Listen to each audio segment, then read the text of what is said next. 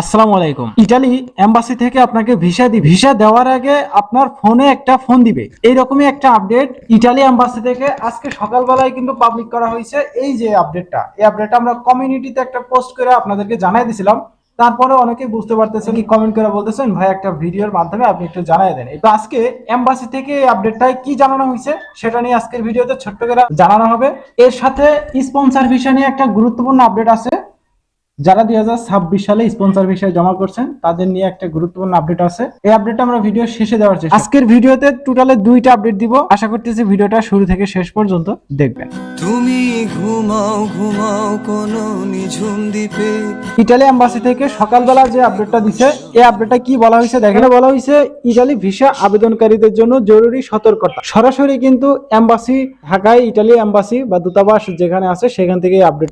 যারা 2026 সালে, এটা চার্জ নেই, 26 সালের নতুন ডিক্রিত ফ্লোসিতে অ্যাপ্লাই করছেন, স্পন্সর এগ্রিকালচার এই দুইটা কোটায় যারা নতুন অ্যাপ্লাই করছেন এবং এগ্রিকালচার স্পন্সর এই দুইটা কোটায় যারা অ্যাপ্লাই করছেন তারা অলরেডি কিন্তু নুল্লাস্তা হাতে হাতে পাইছেন। অনেকেই পাইছেন, অনেকে পান নাই। যারা কোটার বাইরে পড়ে গেছেন তারা তো আর নুল্লাস্তা পাবেন না। হয়তোবা আপনার মাধ্যম আপনাকে আশা দিয়ে রাখবে, কিন্তু ওই নুল্লাস্তাটা আর ওঠার সম্ভাবনা থাকবে না যারা এখনো পর্যন্ত পান নাই, বিশেষ করে এগ্রিকালচার কোটা। এখন অনেকেই আছে, অনেকরা 2026 সালে এই নতুন নুল্লাস্তা গুলা নিয়ে আইসা ভিএফএস গ্লোবালে জমা করছেন ভিসা পাওয়ার জন্য। সেই সমস্ত আবেদনকারীদের স্পন্সর এগ্রিকালচার, সেই সমস্ত নতুন আবেদনকারীদের বিভিন্ন তথ্য যাচাইয়ের জন্য আপনাকে সরাসরি আপনার ফোনে একটা ফোন দিবে। ফোন কল দিয়া যে বিষয়গুলো আপনার কাছে জানতে চাইবে সেই বিষয়ের ভিতরে উল্লেখ করা হয়েছে। ফোন কলে স্পন্সর, নিয়োগকর্তা, মালিক, কোম্পানির নাম, কাজের ধরন, ইটালিতে যাওয়ার উদ্দেশ্য, কার মাধ্যমে যাচ্ছেন এবং আর্থিক লেনদেন সংক্রান্ত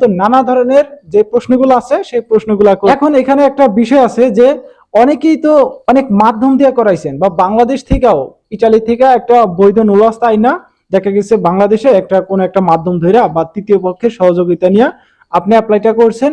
এখন সব ডিটেলস বা ফোন নাম্বার বা ইমেল নাম্বার যেগুলো আছে সব ডিটেলস সেই তৃতীয় পক্ষের দিচ্ছেন। এখন আপনার কোনো ডিটেলস দেন নাই, আপনি শুধু আপনার যেই ডকুমেন্টগুলো সব ডকুমেন্ট আপনার, কিন্তু যেটার মাধ্যমে আপনার সাথে এম্বাসি বা ভিএফএস গ্লোবাল কন্ট্যাক্ট করবে সেই কন্ট্যাক্ট নাম্বারগুলো আপনার তৃতীয় পক্ষ বা দালাল, এক কথায় সেই মাধ্যমের কাছে আপনি সবকিছু দিছেন। সেই মাধ্যম আপনার করে দিছে ওর সব ডকুমেন্ট দেওয়া, মানে দালালের সব ডকুমেন্ট দিয়ে করে। এখন এখানে বিষয় হচ্ছে, যদি আপনি তার সব ডকুমেন্ট দিয়ে থাকেন, ইনফরমেশন গ্লোবালে সাবমিট করে থাকেন, তাহলে আপনার কাছে তো ফোন কল আসার কোনো ওই থাকে না।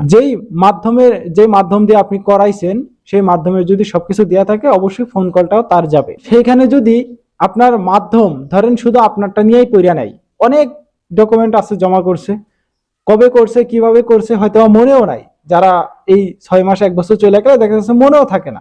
এখন গ্লোবাল থেকে ফোন দিয়ে বলতেছে যে এরকম এরকম বিষয়, আপনার সবকিছু ওকে হয়ে গেছে, আপনাকে ফোন দিয়ে বলতে। এখন সেই মাধ্যম কিছুই বলতে পারতেছে না, বোকাচোদা হয়ে গেছে, মানে কবে অ্যাপ্লাই করছে তার সেটা মনেই নাই। এই সময়টায় কি করবে, ভিএফএস গ্লোবাল একটা নোটিশ করবে যে এটা একটা তৃতীয় পক্ষ বা দালাল, তখন আপনার ডাইরেক্ট ভিসাটা কিন্তু রিজেক্ট করে দিবে, আপনার পাওয়া ভিসাটা রিজেক্ট করে দিবে। আপনি যেই মাধ্যম দিয়েই করান, মাধ্যম শুধুমাত্র যাবে এম্বাসির আগ পর্যন্ত, গ্লোবালে জমা করার আগ পর্যন্ত।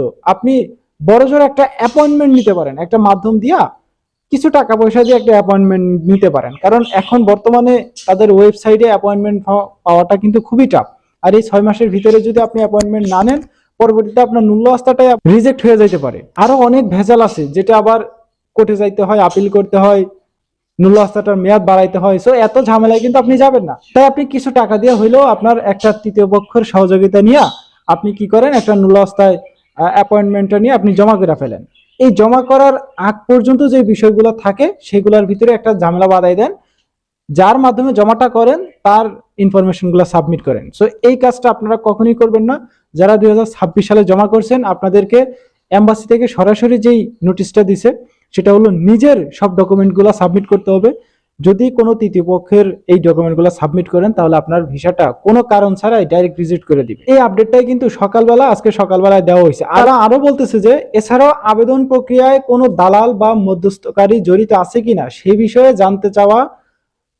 জানতে চাওয়া হতে পারে। তাই নুল্লাস্তায় উল্লেখিত কোম্পানির নাম, মালিকের নাম, কাজের ধরন ও অন্যান্য গুরুত্বপূর্ণ তথ্য ভালোভাবে জেনে রাখা অত্যন্ত জরুরি। দেখছেন, এই নুল্লাস্তাটা একবার জমা পড়ে গেলে আপনার যে মাধ্যম দিয়ে করাইছেন সেই মাধ্যম কিন্তু কিছুই বলতে পারবে না যে আপনি কোন দালালের মাধ্যমে করছেন বা কোন কোম্পানির মাধ্যমে করছেন।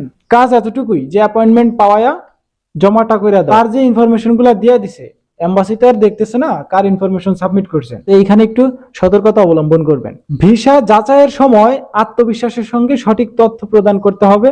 ভুল বা বিভ্রান্তকর উত্তর ভিসা অনুমোদন ক্ষেত্রে নেতিবাচক বা সরাসরি ভিসা রিজেক্ট হতে পারে বলে জানিয়েছেন ইতালির দূতাবাস। তাই ভিসা আবেদনের আগে নিজের সকল কাগজপত্র ও তথ্য ভালোভাবে যাচাই করুন এবং দূতাবাসের যে কোনো প্রশ্নের উত্তর দেওয়ার জন্য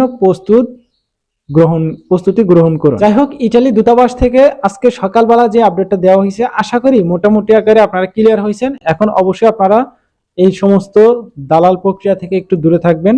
যদি কোনো মাধ্যম ধরেনও, তারপরে কিন্তু আপনার সব ইনফরমেশন সাবমিট করার চেষ্টা করুন। এটাই ছিল সর্বশেষ ইতালি এম্বাসি থেকে আসা গুরুত্বপূর্ণ একটা নোটিশ। আরো একটা আপডেট, দীর্ঘ 1 থেকে 1.5 মাস পরে যায় অ্যাপয়েন্টমেন্টের যে স্লটগুলো আছে সেগুলো কিন্তু ছাইড়া দেওয়া হয়েছে। এই অ্যাপয়েন্টমেন্টের স্লটগুলো নিয়ে আপনাদেরকে আগামী ভিডিওতে আগামীকাল একটা ছোট্ট করে আপডেট দেওয়ার চেষ্টা করব। কোন ওয়েবসাইটে ঢুকে আপনারা অ্যাপয়েন্টমেন্ট নিতে পারবেন, কোন করে কিন্তু অ্যাপয়েন্টমেন্টের স্লটগুলো ছাড়া হয়েছে, এই বিষয়গুলো নিয়ে অলরেডি ভিএফএস গ্লোবাল থেকে নোটিশও দিয়ে দিয়েছে যে যারা নতুন অ্যাপ্লাই করবেন অ্যাপয়েন্টমেন্টের জন্য তারা অ্যাপ্লাই করতে পারবেন। তাদের সার্ভারে কিন্তু তাদের ওয়েবসাইটগুলো ছাইড়া দিয়েছে, খুলে দিয়েছে। এটা নিয়ে বিস্তারিতভাবে আগামীকাল একটা ভিডিও দেওয়ার চেষ্টা করব। এই ছিল আজকের ভিডিও। দেখা হচ্ছে নেক্সট একটা ছোটখাটো ইনফরমেশন ভিডিওতে। ততক্ষণ পর্যন্ত আপনারা সুস্থ থাকবেন, ভালো থাকবেন। Zahid Majumdar, Italy news, Majumdar from Europe, Majumdar from Italy, এই 3টে ইউটিউব চ্যানেলের পাশেই থাকবেন। আল্লাহ হাফেজ।